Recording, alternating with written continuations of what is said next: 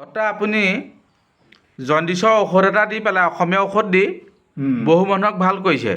এইটো মই গম পাওঁ আৰু আপোনাৰ ওচৰলৈ ময়ো 6জনমান মানুহ পঠিয়াইছিলোঁ আৰু গোটেইকেইজনৰ মুখত গম পালোঁ যে তেখেতলোক আৰোগ্য হ'ল। কিন্তু মই গম নাপাওঁ আপুনি ঔষধটো কেনেকৈ দিয়ে। আজি মোকো কওক আৰু মোৰ বন্ধুসবকো কথাটো বুজাই কওকচোন কেনেকৈ দিয়ে। জণ্ডিছৰ দৰৱ অমৰা চাউল আনি পেলাই খুন্দি এপোৱামান ফিল্টাৰ পানীত দি পেলাই চেপি ৰসটো উলিয়ালে ৰসটো বগা নিচিনা ৰসটো হ'ব ৰঙচুৱা হৈ। সেই ৰসটোৰ লগত প্ৰায় আধা পৰা গাখীৰ আৰু তাত সেই ৰসটো মানে 3 ভাগ কৰিব লাগিব।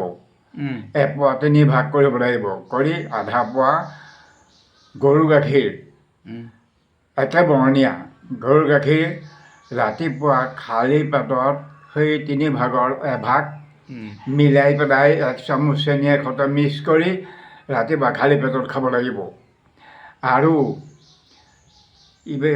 আৰু আধা পোৱা গাখীৰ গাখীৰৰ লগত আকৌ আবেলি এপালি খাব লাগিব 3 ভাগ কৰি 3 ভাগৰ এভাগ আৰু এভাগ পাছদিনাখন ৰাতিপুৱা খাব লাগিব।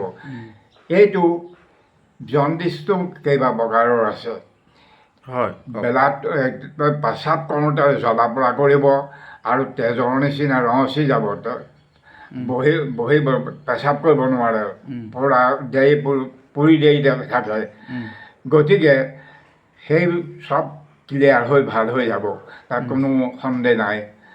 কিন্তু দৰৱটো বনাই দিব পাৰিব লাগিব ভালকৈ। আধা পোৱা গাখীৰ এতিয়া মোৰ বন্ধুসবে গম পাব। গম পাই আপোনাৰ লগত যোগাযোগ কৰিব। আপুনি এই বয়সত ঔষধটো বনাই দিব পাৰিবনে তেখেতলোকক? পাৰিম বনাই দিব। ঠিক আছে মোৰ বন্ধুসব, আপোনালোকৰ খবৰ কোনোবা পৰিয়ালৰ বা কাৰোবাৰ ওচৰ চুবুৰীয়া যদি এই অসুখটো হয় বৰ যন্ত্ৰণাদায়ক। গতিকে মোৰ ককা আছে, ককাই ঔষধটো প্ৰমাণিক মই নিজেও কেইবাজন মোৰ ব্যক্তি পঠিয়াই তেখেতলোকক আৰোগ্য কৰাইছিলোঁ আৰু দৈনিক আহি থাকে দৰৱ নিবলৈ। গতিকে মই আজি এই চেগতে ককাৰ পৰা ঔষধটো ল'লোঁ আপোনাৰ খবৰ কাৰণে। যদি কাৰোবাৰ প্ৰয়োজন হয় ককাৰ নম্বৰ মই দিয়া থাকিব, গতিকে যোগাযোগ কৰিব, ভাল হ'ব। ধন্যবাদ সকলোলৈকে।